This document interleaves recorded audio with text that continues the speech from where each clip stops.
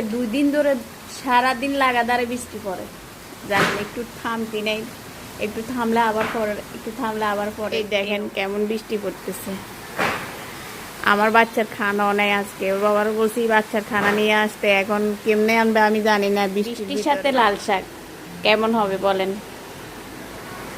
সবাই একটু বৃষ্টির শব্দ শুনেন আর ফিল নেন।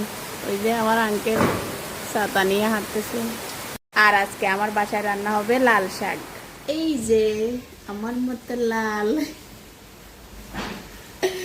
লাল শাক, ঠিক আছে। লাল শাকের উপকারিতা দেখেন, এত উপকার করে যে আমার বাচ্চারা সব খাওয়ার জন্য চলে আসছে। আজকে বাইরে বৃষ্টি, আমার শিশির সবসময় মায়ের পাশে পাশে থাকে, একটু অসুস্থ ছিল, এখন ভালো হয়ে গেছে। এটা হচ্ছে আমার গুড্ডু, এই রক্সি। তাদের জন্য কোনো কিছু ঠিক রাখা যায়। কেটে নেবো।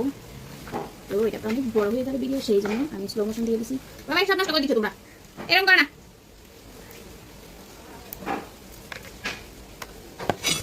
ঠিক আছে, তেমন ভালো করে নেই, লাস্ট একটা পৌঁছা পৌঁছা করছে এই পাতা নেই। যাই হোক, তারপর ভালো।